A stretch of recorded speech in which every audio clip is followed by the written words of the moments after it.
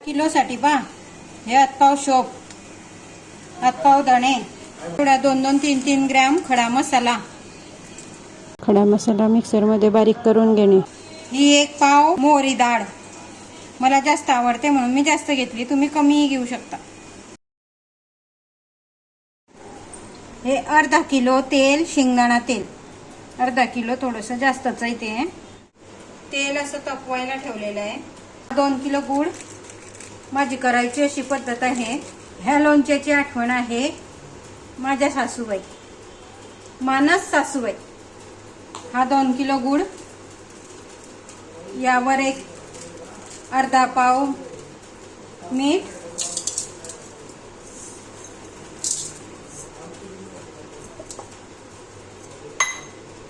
यावर टाकणार आहे मी धणे,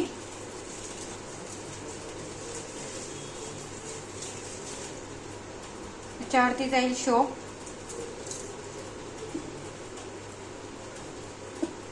धण्यांचं कूट आणि ही सुंठ पावडर. सुंठ पावडर अंदाजे मी 10 रुपयाची सुंठ आणली होती मार्केटमध्ये.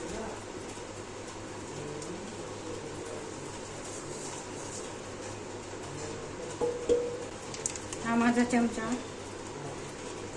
1 चमचा तिखट, अर्धा चमचा हळद, आहे खडा मसाला. याचा वास जाऊ नाही म्हणून हे थोडा बाजूला करेल, याच्यामध्ये टाक.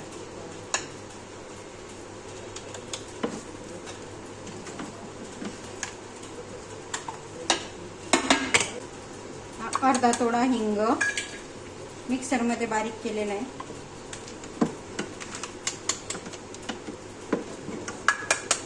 थोडी मेथी आणि एवढे घेतले वेलदोड, सॉरी लवंग. अशा प्रकारे वाफा निघू देणार आहे.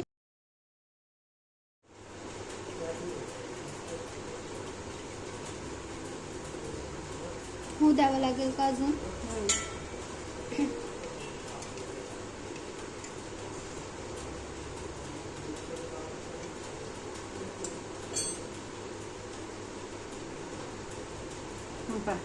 ही मेथी अशी वरती आली ना तेलात, म्हणजे हे तेल आपलं झालेलं आहे लोणच्यासारखं.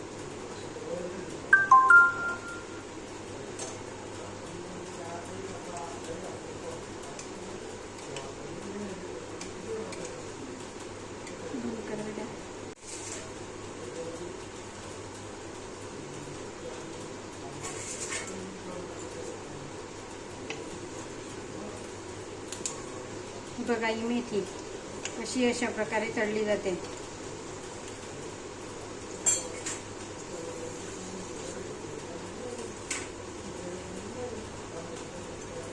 सर्व तेलात टाकत नाही कारण ती काळी होऊन जाते आणि त्याचा वास लागत नाही.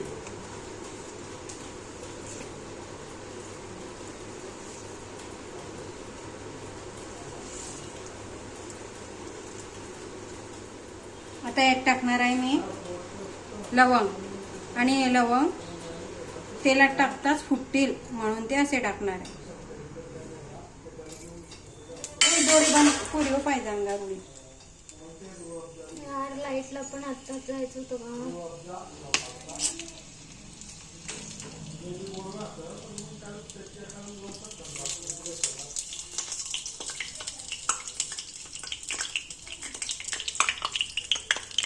दिसतंय ना.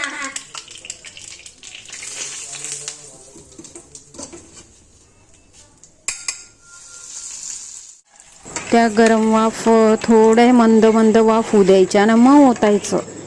नाही तर ते गरम गरम ओतल्यानंतर ना मसाला जळून जाईल. म्हणून त्या वाफ तर येऊ द्यायची, म्हणजे पूर्ण तापलं ते तेल, आणि त्या वाफा अजून थोड्या थंड होऊ द्यायच्या, मग ओतायचं.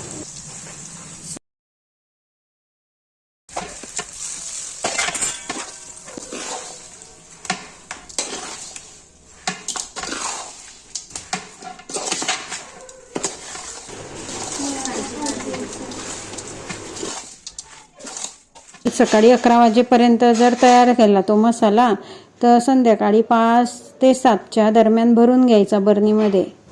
नाहीतर मग किळं पडलं काही पडलं तर ते खराब होतं लोणचं.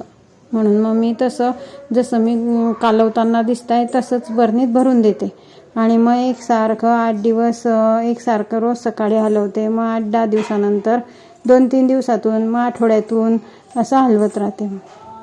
महिनाभर काळजी घ्यावी लागते.